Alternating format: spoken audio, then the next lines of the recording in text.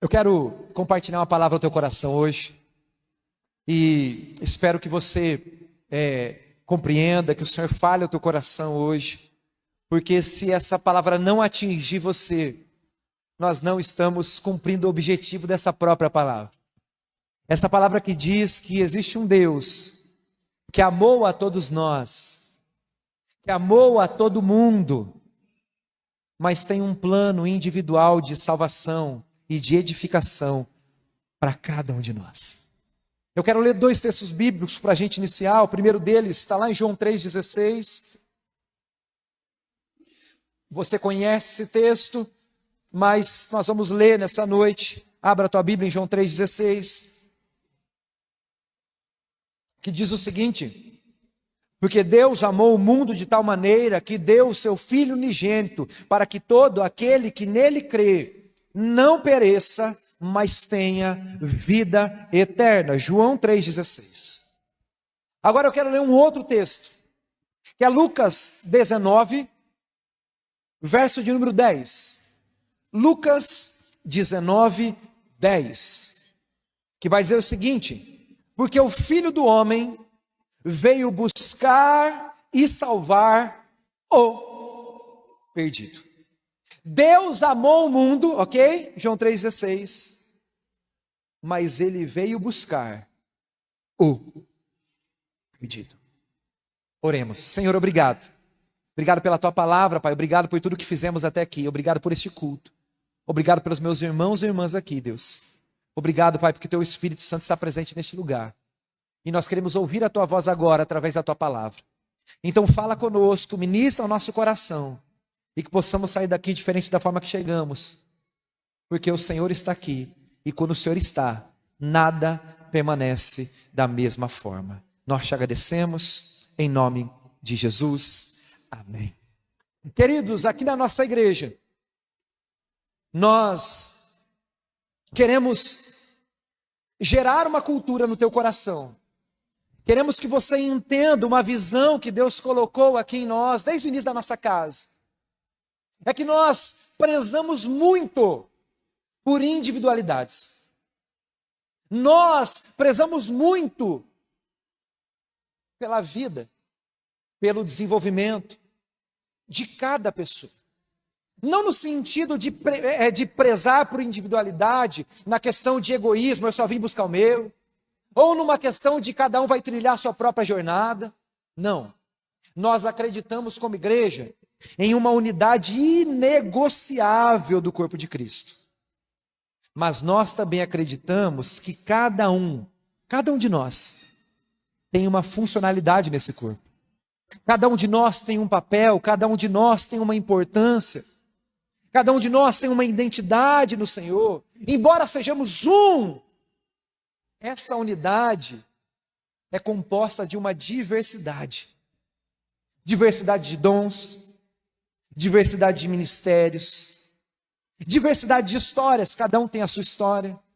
Diversidade de testemunhos, cada um carrega um testemunho, uma marca, uma jornada com Jesus.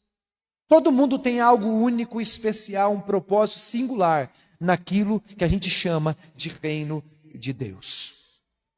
Por isso, se cada um é importante nesse coletivo, o corpo de Cristo que somos nós, ok?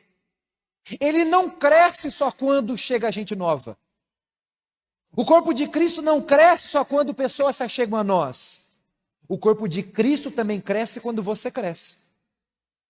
O corpo de Cristo também cresce quando você se aprimora, quando você aprende.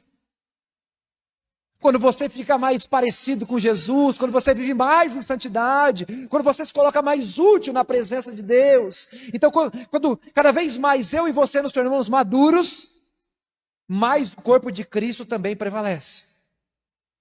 Então é algo único, coletivo, mas que é desenvolvido também nas nossas individualidades.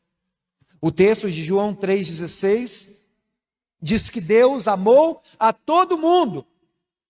O amor veio sobre todos, o amor alcançou todo mundo. Mas os frutos desse amor vêm mediante decisões pessoais que nós tomamos. O amor veio para cada um de nós. Mas desfrutar, vivenciar, desenvolver esse amor, depende da nossa conduta pessoal, das escolhas que nós temos. Certamente, em algum momento da sua vida, você pode ter dito isso. Espero que não, mas pode ter dito. Ou escutou alguém dizendo, olha, não, todo mundo vai ser salvo. Deus amou todo mundo. Ou num contexto mais comum, fala assim, não, todo mundo é filho de Deus. Isso é um engano. Nós chamamos isso na teologia de universalismo. Que diz que todo mundo, que esse amor universal de Jesus é tão grande, que também vai gerar uma salvação universal de toda a humanidade, independente da forma que eles vivam. Isso não é verdade. O amor que nos alcança, ele vem de graça, ele é pela graça, ele é derramado em nós por iniciativa do Senhor, mas é necessário que cada um de nós possa viver algo. Deus enviou Jesus para morrer por todos. A graça veio sobre todos, mas a aceitação dessa graça é algo que cada um precisa viver. O texto de João 3,16 diz que é o seguinte: Deus amou o mundo para que todo aquele indivíduo que nele crê não pereça, mas tenha a vida eterna. Deus fala conosco através do ambiente coletivo, como ele está falando aqui. Aquilo que eu falo aqui, aquilo que ecoa ali, cada um de nós vai escutar na mesma proporção. Mas a forma que nós reagimos à mensagem e a forma que nós respondemos às coisas que o Espírito Santo fala através da palavra é algo que diz respeito à nossa vida. Então, embora Deus fale com a igreja, Deus conduza a igreja, Deus nos conduza como povo, Ele tem algo diretamente contigo nesse processo. Ele tem algo diretamente com a tua vida. Quando você está diante do Senhor, querido, quando a palavra é ministrada, quando o Espírito Santo começa a falar, você pode estar numa igreja, você pode estar numa conferência com 10 mil pessoas, você pode estar assistindo algo numa live para 2 milhões de pessoas. O Senhor também quer tratar individualmente contigo. Que nessa noite você entenda isso. Que embora talvez essa mensagem ela tenha muitas coisas, o Ramon abriu o culto falando isso, eu achei muito interessante. Talvez você vai escutar muita coisa que você já escutou. Mesmo assim, tem coisas que Deus quer tratar diretamente com você. Tem coisas que Deus quer reafirmar no nosso coração.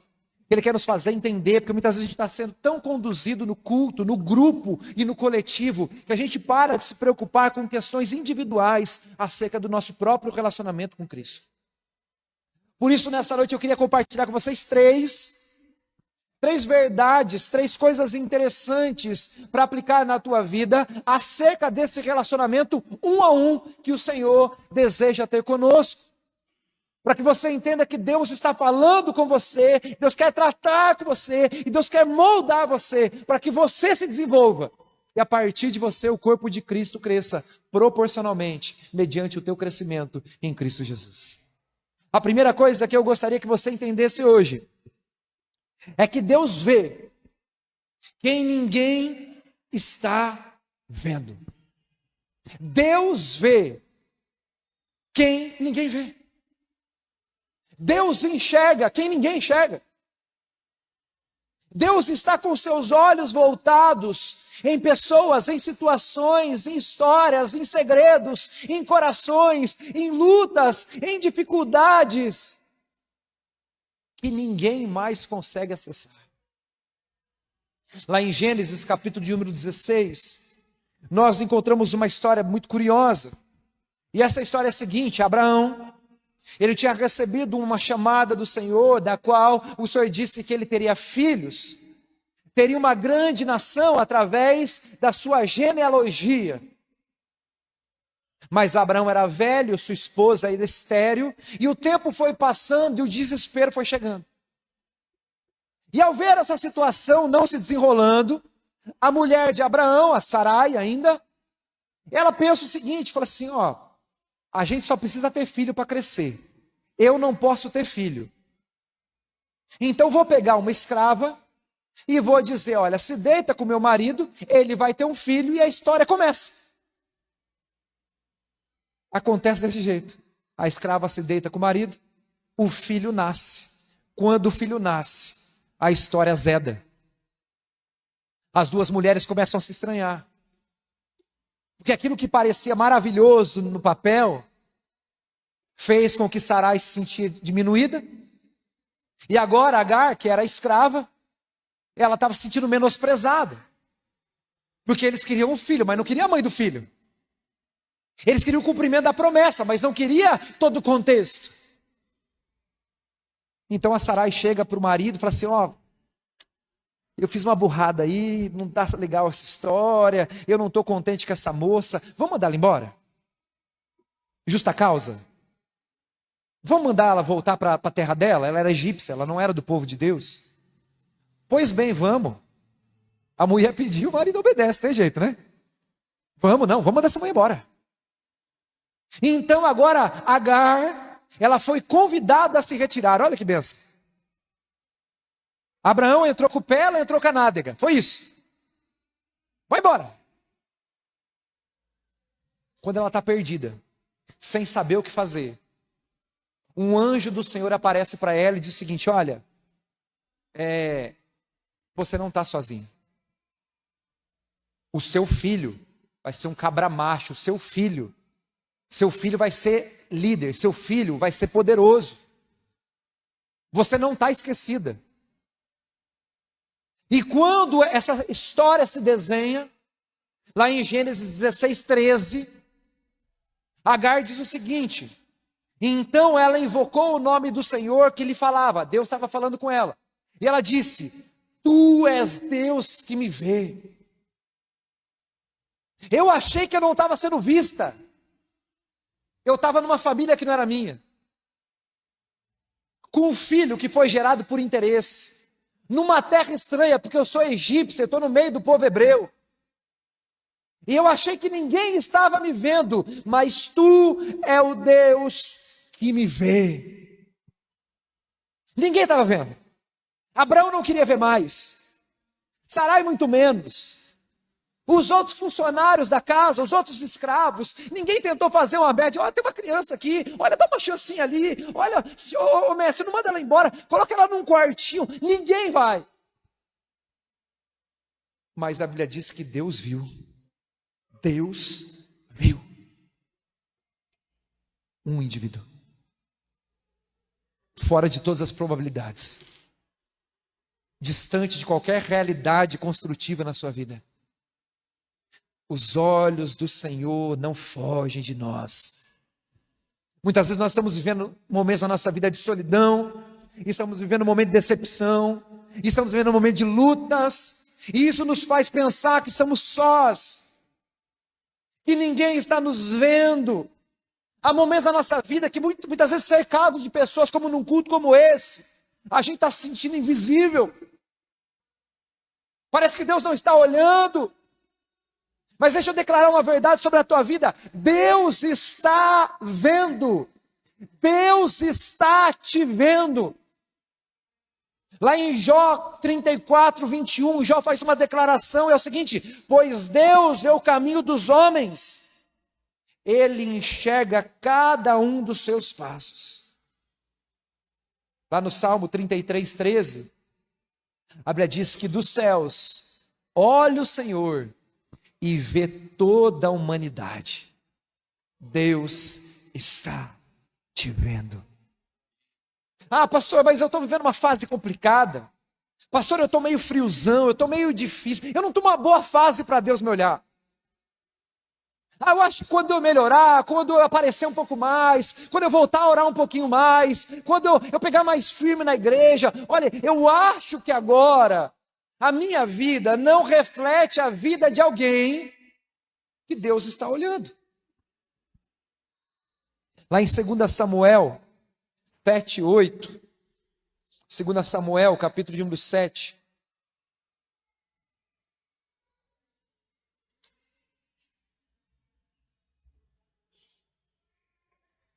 Olha o que diz a palavra.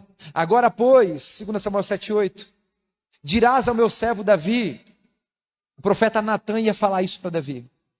Assim diz o Senhor dos Exércitos: eu tomei-te da malhada, de trás das ovelhas, para que fosse príncipe sobre o meu povo, sobre Israel. Sabe o que o profeta Natan está falando? Sabe o que Deus está falando através do profeta? Está falando, Davi, você estava por trás das ovelhas malhadas. As ovelhas malhadas eram as ovelhas inferiores ainda. Tinha as ovelhas branquinha, bonitinha, que tinham um valor comercial bom. Tinham as ovelhas malhadas, que já não tinham bom valor, eram desprezadas, eram de segunda classe, terceira classe. E a Bíblia diz que Davi estava por trás dessas ovelhas. E Deus está dizendo: eu te vi lá onde ninguém te via. Você está vivendo esquecido. Você está vivendo uma versão ali de alguém que não era lembrado nem pelo próprio pai. Porque essa é a história de Davi. Mas o Senhor estava te vendo. Onde ninguém se importava com Davi, Deus estava vendo. Onde ninguém queria estar, Deus estava vendo. Onde Davi era esquecido, Deus estava vendo. O problema é que nós criamos óticas, nós criamos padrões, nós valorizamos, estabelecemos critérios, até sobre o valor das pessoas. Fulano não parece que está andando com Deus, não. Fulano não parece que é crente. Essa vida não é vida de crente. Mas por que crente está vivendo desse jeito? Por que aconteceu isso? Esses padrões são nossos. Deus viu a tua história até aqui. Deus vê a tua história hoje. E talvez ela não seja ali digna de aplausos. Talvez ela não seja digna de satisfação. Talvez não seja algo ali que faça uau! Mas o mesmo Deus que te vê aqui é o Deus que já te viu no final da história. Deus viu Davi por trás da malhada, mas não estava vendo o pastor de ovelha, estava vendo o rei. Estava vendo um homem segundo o coração dele. Estava vendo alguém que podia honrar ao Senhor, independente daquilo que está vivendo. Deus olha você na estação que você está. Deus vê você no momento que você está vivendo, com as fraquezas, talvez com as debilidades que você tenha. Ele ainda vê. Porque ele já vê os milagres que ele pode fazer. Ele já viu o potencial que ele pode despertar. Ele já viu toda essa conduta. A visão de hoje, muitas vezes ela pode parecer confusa. Porque a gente não está vendo o que Deus está vendo. Quando Samuel, ele vê Davi, Deus tem que falar com Samuel. O Samuel, não considere a aparência nem a altura desse cara. Ele não tem cara de rei, ele não tem tamanho de rei. Ele está em lugar que rei não precisa estar. Mas o Senhor não vê como o homem vê. O homem vê a aparência, mas o Senhor vê o coração. Deus vê quem ninguém vê. Em alguns momentos da nossa vida, a gente vai se deparar com pessoas, ou talvez nós nos tornemos essas pessoas, que às vezes você, nossa, fulano, nossa, como que chegou assim? Nossa, mas agora, chegou do nada. De repente. É porque Deus estava vendo o que ninguém estava vendo. Deus conseguia enxergar o que ninguém estava enxergando. É muito interessante que na conversão de Paulo, isso acontece lá em Atos capítulo 9. Ele tem um encontro com o Senhor aparece para ele. E daí, Saulo, por que está me perseguindo? Por que você me persegue? Ele cai do cavalo, ele fica cego por um tempo, ele fica perdido. E o Senhor aparece para um homem chamado Ananias. Tá? Isso, Atos 9, a partir do verso número 1. E daí o Senhor fala para ele: olha, Ananias, você precisa encontrar o Saulo, porque ele vai ser muito importante para nós. E o Ananias responde o seguinte para o Senhor: Senhor, o Senhor está confundindo essas pessoas. Esse cara é um perseguidor, ele está fazendo mal para o nosso povo. Esse cara não pode andar com a gente. Esse cara não pode chegar perto da gente que vai dar ruim, Senhor. E o Senhor diz: Ananias, ele vai ser importante para a nossa obra. A Bíblia diz lá em Atos 9, acho que lá no verso número 18, próximo disso, que Ananias vai ter com Saulo. E quando Ananias chega para ver esse cara que ele estava condenando, ele chega para Saulo, Ananias chega e fala assim: ô irmão, tudo bem? Meu irmão, ele estava querendo fugir do cara, falando que o cara não prestava. Mas Deus falou para Ananias: você não sabe o que eu vi nele. E daí Ananias falou: o senhor viu algo nele? Se o senhor viu, eu também vi. E aí, irmão? Bora? Bora trabalhar para Jesus? Bora servir ao Senhor? Deus estava olhando para aquele homem, não no que ele era, mas naquilo que ele se tornaria. Deus vê quem ninguém vê. Se Deus alcançou a tua vida, se Deus tem falado ao teu coração, se você está aqui hoje, é porque Deus tem visto algo em você, Deus tem te visto, Deus te conhece, e Ele sabe da tua caminhada, sabe das suas dores, sabe das tuas lutas, mas Ele também sabe dos milagres, do potencial e do testemunho que será gerado na tua vida, a partir de cada ciclo que você completará, se entender como essa visão funciona. No texto que já lemos, lá em Gênesis 16, no verso número 13, Agar diz o seguinte: tu és o Deus que me vê. Ela disse, nós já falamos sobre isso. Tu és o Deus que me viu, me enxergou. E ela faz uma pergunta, no final, na parte B do versículo: não olhei eu neste lugar para aquele que me vê? Ela está dizendo o seguinte: Deus me viu.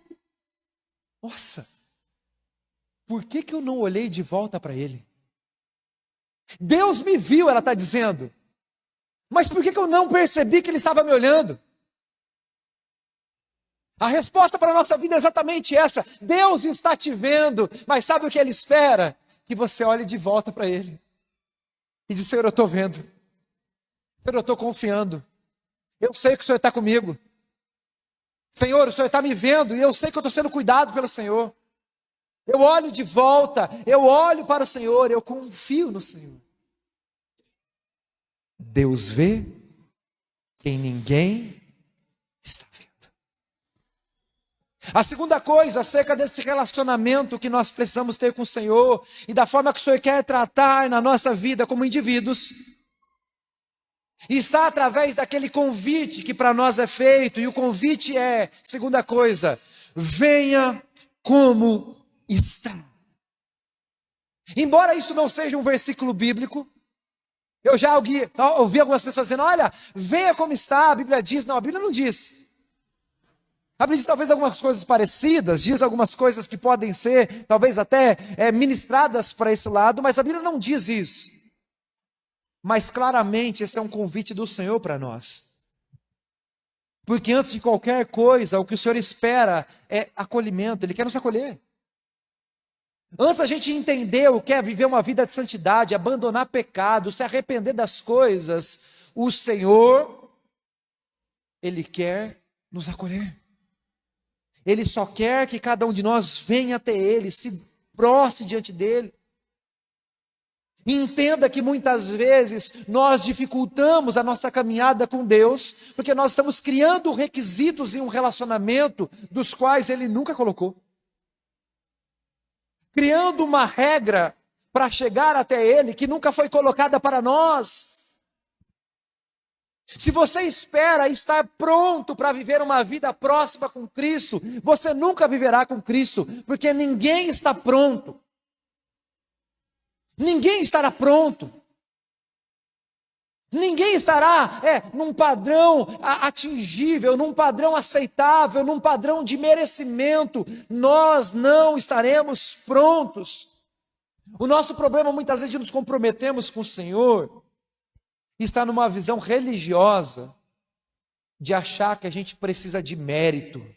Ah, pastor, olha, eu vou buscar o Senhor, mas antes eu preciso largar tal coisa, antes eu preciso largar e eu preciso abandonar isso, eu preciso deixar isso, pastor, só me deixa resolver algumas coisas aqui, só me deixa aqui colocar algumas coisas no lugar. Irmão, Deus nos chama como estamos.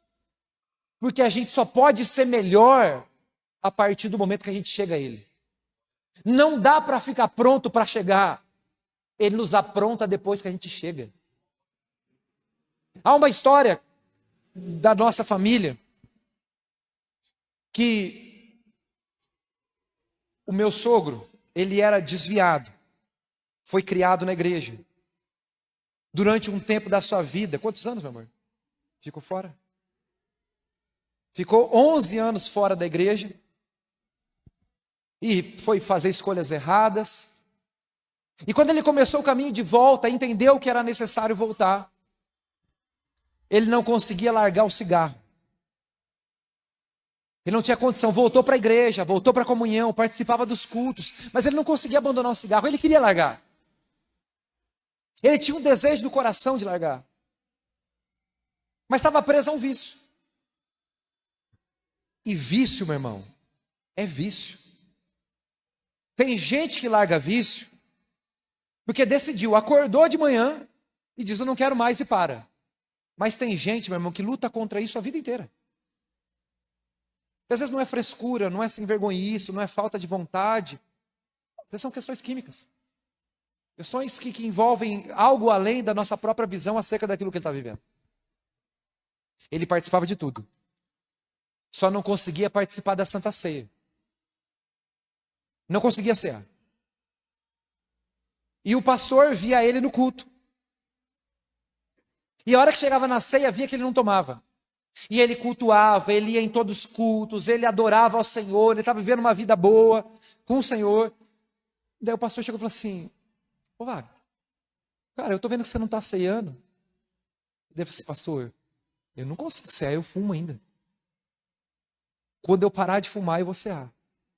E daí ele falou assim, é só isso que está te impedindo de cear? Daí ele falou assim, é. Daí ele falou assim, pois bem, você vai cear hoje. Meu sogro ceou e nunca mais fumou. Meu irmão, isso não é doutrina, tá bom? Eu não estou aqui para dizer, então quer dizer que se eu estiver fazendo isso eu posso. Eu estou querendo que você entenda que ninguém está pronto.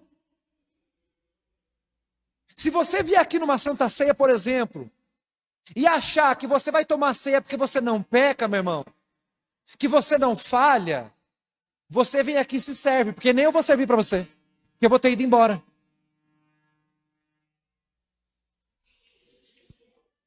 Quantas já foram? São 7 o problema, né? Se alguém precisa pedir perdão, pede já, viu? Já foi a terceira. Nós não estaremos prontos. Estar diante de Deus, vir diante de Deus, não é algo que exige aprovação, é a aceitação.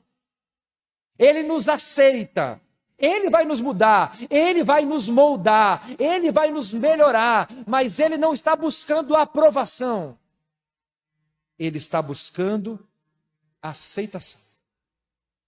Venha do jeito que você está. Tem um monte de coisa para melhorar, mas venha. Olha que coisa interessante, Jesus, em diversos momentos da sua caminhada, ele repreendeu os seus discípulos por falta de fé.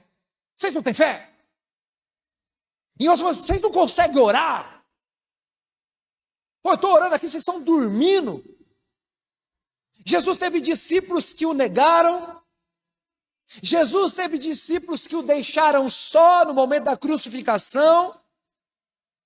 Mas a Bíblia diz que a última oração de Jesus antes de ser preso e crucificado, está lá em João 17, no verso número 12, Jesus diz o seguinte, quando eu estava com eles, com os discípulos, eu guardava-os no teu nome, o nome que me deste, e protegi, e nenhum deles se perdeu. Sabe o que Jesus está dizendo? Senhor, eu peguei esses homens com um monte de problema, que me deram um monte de trabalho, mas eu não desisti deles, porque eles estavam no processo. Senhor, eu não abandonei, eu não deixei eles, porque eles não estavam prontos. Eu disse, vocês estão comigo, vamos caminhar junto, vamos seguir junto, vamos avançar. Aqui, meu irmão, o lugar que você está hoje, não é um lugar de gente pronta, aqui é um lugar de processo. Aqui é um lugar de cura, aqui é um lugar onde nós somos quebrados, aqui é um lugar onde nós somos refeitos, aqui é um lugar onde nós somos forjados para sermos quem o Pai planejou que a gente fosse. Mas é um processo. Deus não quer você pronto. Ele quer você totalmente entregue a Ele, da forma que você está. Mas tem que ser de forma integral. A única coisa que o Senhor espera de nós é uma entrega completa. Vem como está, mas vem inteiro. Vem com tudo. Entrega tudo. Confia em tudo. Descansa em tudo. A canção que nós cantamos aqui há alguns dias diz que dá-me de beber, pois tenho sede. Não quero mais buscar em outras fontes. A oração é a resposta. Enquanto nós estamos vivendo uma vida parcelada com Cristo, nós não seremos inteiros lá fora, nem inteiros aqui dentro. O Senhor nos chama para virmos da forma que estamos. A terceira coisa, a primeira então, é que você precisa entender que Deus vê quem ninguém vê. Amém? Segunda coisa que você precisa entender, o convite é, venha como está. E a terceira coisa é que não há esforço para ser filho. Não há esforço para ser filho, querido. Assim como um filho, o nosso filho, teu filho, não precisou fazer nada para que fosse filho, ele simplesmente nasceu. Para nós nos tornarmos filhos de Deus, a gente só precisa nascer de novo. A gente só precisa passar por esse processo de novo nascimento, que é crer em Jesus. Eu não preciso me esforçar para mostrar que eu sou filho. Eu não preciso me esforçar para chamar a atenção de Deus, para dizer que eu sou filho. Com Deus não é diferente, você precisa só nascer de novo. O ato de sacrifício de Jesus é o esforço para você ser filho. Você não precisa se sacrificar, Ele já se sacrificou. Nós somos gerados e nutridos pelo amor de Deus. Nada vem de nós, a nova vida é um dom de Deus. Então o nosso papel não está em sermos feitos filhos. Olha só, o nosso papel não está em sermos feitos filhos. Ele fez isso em nós. O nosso papel é vivermos como filho. É vivermos de forma legítima como filho. Eu vou contar uma história para vocês. Essa história é pesada. Olha isso aqui. Achei na internet essa imagem aqui. Imagina o seguinte. Você chegou no mercado. Vou colocar você na história. Você chegou no mercado. Está indo fazer compra. Você está pegando as coisas lá, tal. Daqui a pouco, entra uma autoridade desse jeitinho, acabou de sair da Honda, foi buscar um TT das crianças, entrou desse jeito no mercado. Você olhou, bateu o olho, beleza, normal. Dá 2 minutos, entra um cara mascarado, com uma arma na mão, fala assim, ilustração, tá? Assalto, aqui é Corinthians, entrega tudo, assim, desse jeito. Ilustração, ok? Imagina o fuzuê no mercado. Você, pronto, eu já sei onde está o seu. Daí você sai correndo, já chega lá, já fica escondido, assim, ó, tem um polícia aqui, não vai. E o bandido entra fazendo arrastão para lá, pega isso, pega tal coisa, tal. Chegou no meio de um dos corredores que ele estava fazendo arrastão, ele dá de frente com o oficial. O cara trava. Velho Oeste. O cara com medo, porque sabe que o cara tem poder ali. O que eu faço? Ele saca a arma. A hora que ele saca a arma, a autoridade corre. Foge. É parecido com o rapaz da igreja, mas não é, tá bom? O da igreja não corre. É que foi o melhor que eu encontrei. E eu pedi para ele ainda.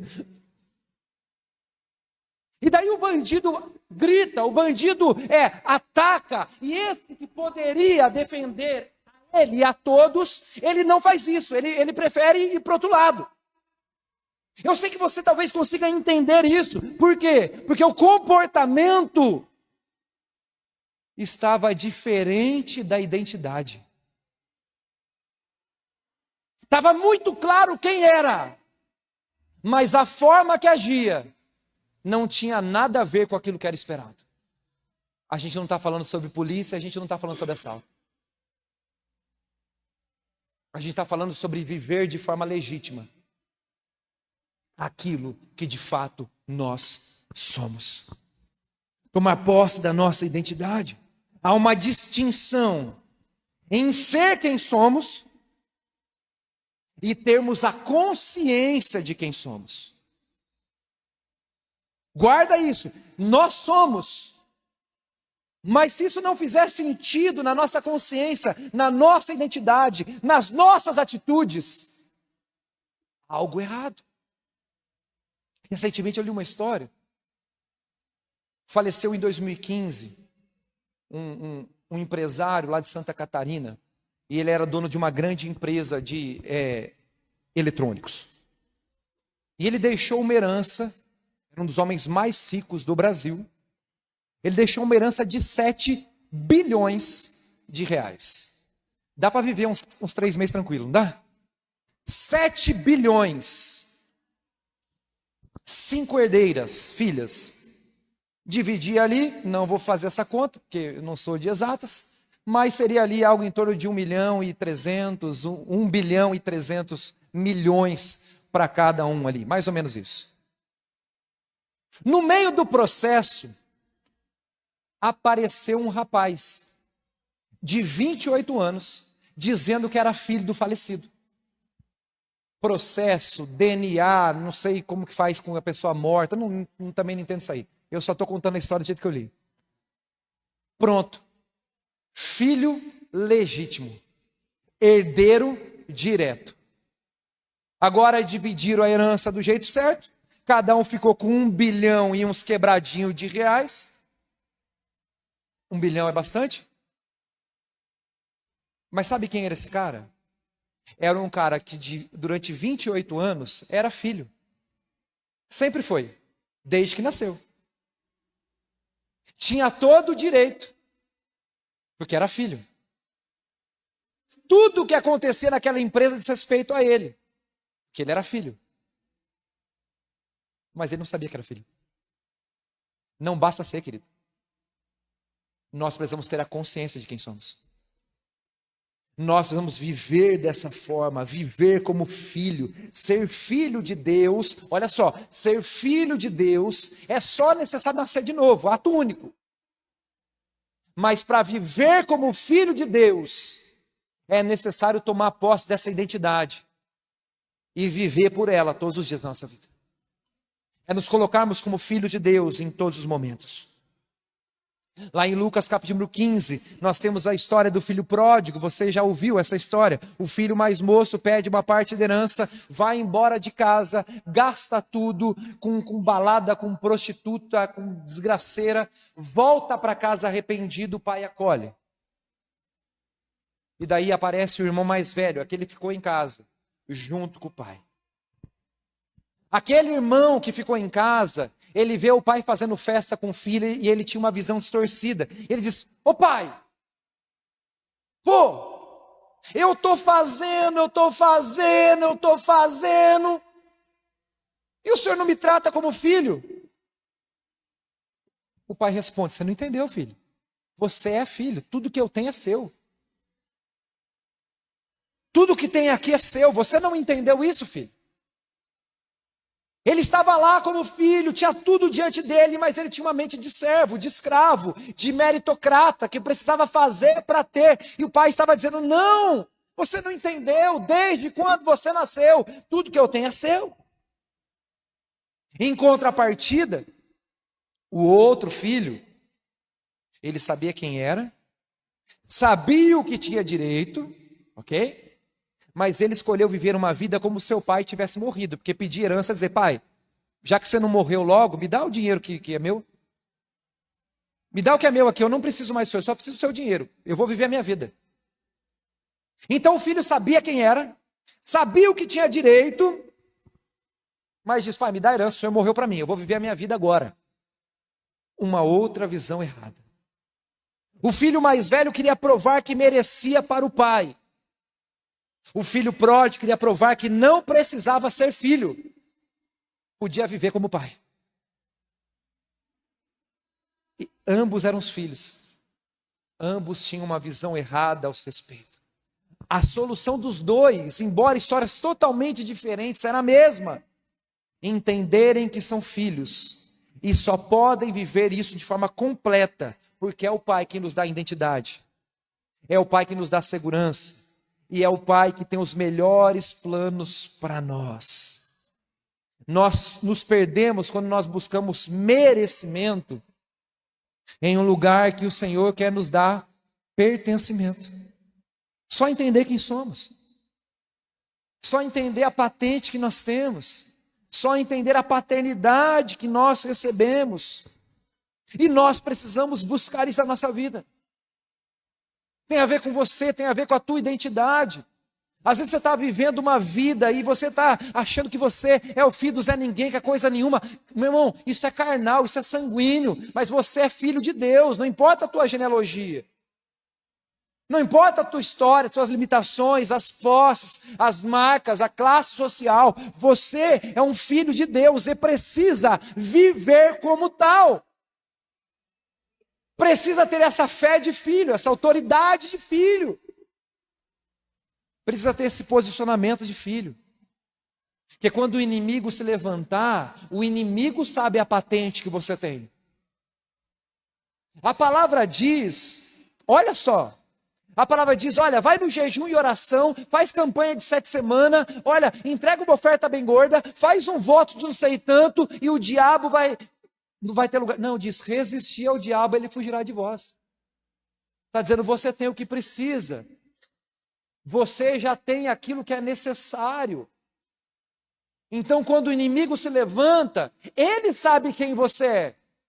Só que se você não resiste como filho, se você não se posiciona com a autoridade que Deus deixou para cada um de nós através do Espírito Santo, nós vivemos acovardados, mesmo sendo filhos de Deus. Isso não pode ser realidade na nossa vida. É por isso que essa palavra, embora trate de um Deus que amou a todos, ela precisa fazer sentido na vida de cada um de nós. Ela precisa fazer sentido na nossa história, sabendo que Deus te viu, Deus te conhece, Deus te chamou, Deus te salvou, Deus te escolheu, Deus tem te moldado, Deus já viu o final da história, viu quem você pode ser, quem você pode se tornar, tudo que você pode fazer. E Ele é tão bom que Ele não esperou você se afiar, você se preparar, você buscar capacitação. Ele diz, só vem. Só vem, porque o crescimento que você precisa está em mim. Só vem, porque aquilo que é necessário para o teu desenvolvimento está em mim. Você não precisa se esforçar para isso, filho. Você só precisa crer. E depois que crer, viver uma vida com a identidade daquilo que você creu. Viver com uma identidade daquilo que você recebeu. Ou se eu recebi do Senhor, dos senhores no meu coração, por que eu vou viver uma vida amedrontada?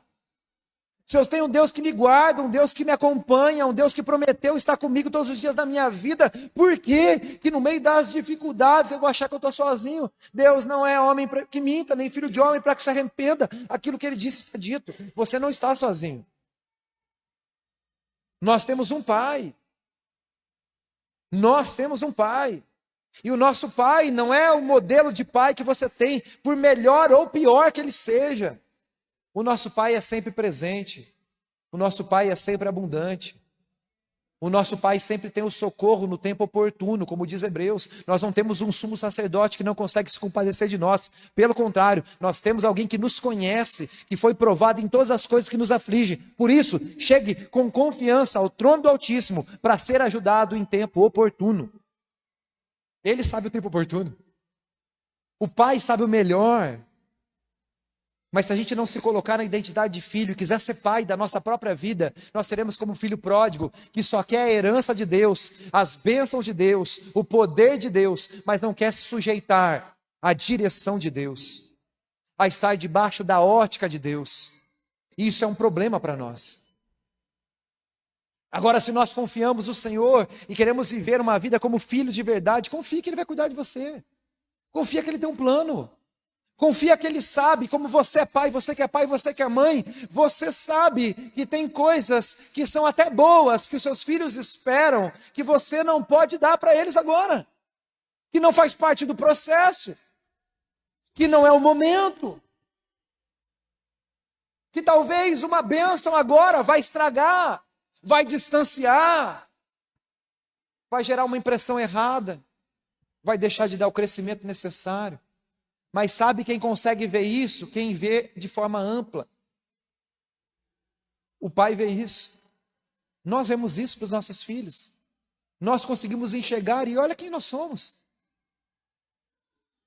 Mas se nós tivermos a nossa identidade de filho, certamente nós vamos ter muito bem guardada a identidade do pai ao nosso respeito. E a gente vai aprender a confiar mais, a descansar mais, a respeitar a soberania dele e descansar durante os processos. Porque filho não dirige, filho descansa, filho confia. Você sai daqui, eu saí hoje, fui em Indaiatuba, passear com as crianças, 15 minutos, entrei no carro, todo mundo capota dormir no carro, 15 minutos, porque eles não estão preocupados com o trajeto, não estão preocupados que eu vou ter que gastar pra caramba para alimentar todas essas pessoas. Não estão preocupados se eu sei dirigir, se eu sei a entrada. Eles não estão preocupados se eu estou tomando todas as questões de segurança. Eles são e eles sabem quem são. E por saber quem são e ter essa consciência, eles também sabem quem o pai é. E isso não tem nada a ver comigo, com os meus filhos. Tem a ver com você e com Deus. A forma que nós estamos olhando para a nossa vida, a forma que nós estamos confiando nele, a forma que nós estamos descansando dele, a forma que nós estamos respeitando os processos dele. Porque no fim das contas, querido, nós só daremos conta sobre o nosso próprio desenvolvimento com ele. A nossa preocupação está naquilo que ele está gerando em nós, daquilo que ele está gerando no outro é o tempo do outro, é o momento do outro, é a vida do outro, é a decisão do outro, é a entrega do outro. O que nós podemos ajudar é aconselhar, mas a gente não pode ver o processo de ninguém. Por isso que é um a um. É por isso que ele está dizendo, e nós lemos esse texto lá, e é o último texto que eu quero, antes da gente orar e encerrar aqui, lá em Lucas 19:10, nós lemos o texto de Zaqueu que diz, olha, ele veio para salvar e buscar o perdido. É indivíduo. Tem a ver com você. Tem a ver com a tua vida e com a tua história. Deus não está preocupado no apanhado. A salvação e o desenvolvimento é individual. Por isso nós precisamos estar atentos àquilo que o Senhor está fazendo. Deus tem um compromisso individual com cada um de vocês. E Ele quer fazer com que você cresça. O corpo vai crescer através do seu crescimento. A gente não precisa se preocupar em o corpo crescer. O corpo cresce quando a gente cresce. O ambiente melhora quando a gente melhora. A gente não precisa orar para que Deus faça nada no outro antes de fazer algo na gente. Porque Ele amou a todos. Mas a salvação e o desenvolvimento é individual. Deus está falando com cada um hoje. É isso que Ele faz. Se coloque em pé, eu quero orar com você nessa noite.